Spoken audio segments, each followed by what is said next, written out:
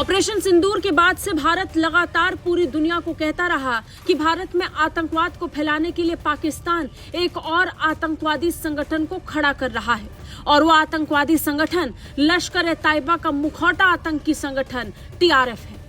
भारत ने इससे जुड़े कई सबूत पूरी दुनिया के सामने रखे। नतीजन इस सबूत को एफएटीएफ को भी स्वीकार करना पड़ा और अब अमेरिकी सरकार को भी। एफएटीएफ के बाद अब अमेरिकी सरकार इस बात को मान रही है कि पाकिस्तान की धरती पर आतंकवाद को बढ़ावा देने के लिए प्लानिंग हो रही है। अमेरिकी सरकार ने तो खुद द रेजिस्टेंस फ्रंट को विदेशी आतंकवादी संगठन घोषित कर दिया है, यानी ये अब अंतर्राष्ट्रीय आतंकी संगठन है। अमेरिकी विदेश मंत्री मार्को रूबियो ने इसकी जानकारी खुद दी है। पहलगाम की बैसरन घाटी में इस साल 22 अप्रैल को हुए आतंकी हमले की जिम्मेदारी टीआरएफ ने ही ली थी, जिसमें पाकिस्तान समर्थित आतंकियों ने 26 निर्दोष लोगों को मार दिया था। The resistance front TRF Pakistan स्थित आतंकी समूह लश्कर-ए-तैयबा का मुखौटा संगठन है। इसकी आड़ में वो कश्मीर में आतंकवाद को फिर से जिंदा करने की भरपूर कोशिशों में जुटा हुआ था और इसे खत्म करने के लिए सेना की ऑपरेशन लगातार जारी थे। टीआरएफ पहले कश्मीर में टारगेट किलिंग के तहत आम लोगों को निशाना बना रहा था और फिर उसने पहलगाम में आतंकी हमले को अंजाम दिया।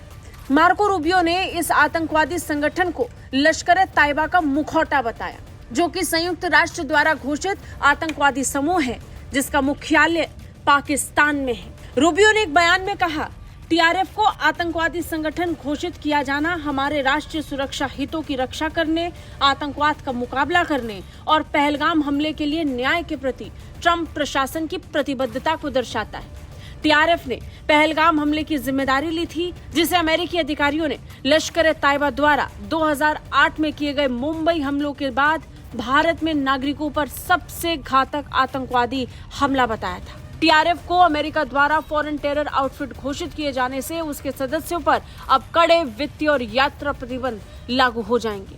पाकिस्तान पर भी निगरानी और सख्त हो जाएगी। इसे लेकर एफएटीएफ पहले ही एक रिपोर्ट जारी कर चुका है। फाइनेंशियल एक्शन टास्क फोर्स की तरफ से एक रिपोर्ट जारी करते हुए पहले ही कहा गया था कि पाकिस्तान की धरती का इस्तेमाल फिर एक बार आतंकवाद की फंडिंग के लिए हो रहा है।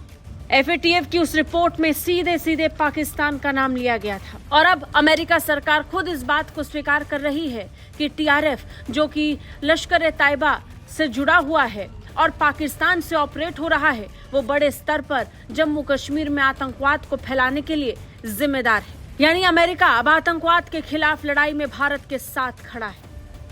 भारत की जो कोशिश पिछले कुछ महीनों में खुलकर दिखी, उसके बाद पूरी दुनिया भारत की इस लड़ाई में भारत के साथ खड़ा होना चाहता है।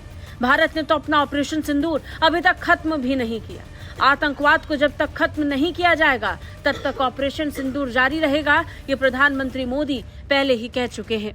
ब्यूरो रिपोर्ट, भारत तक।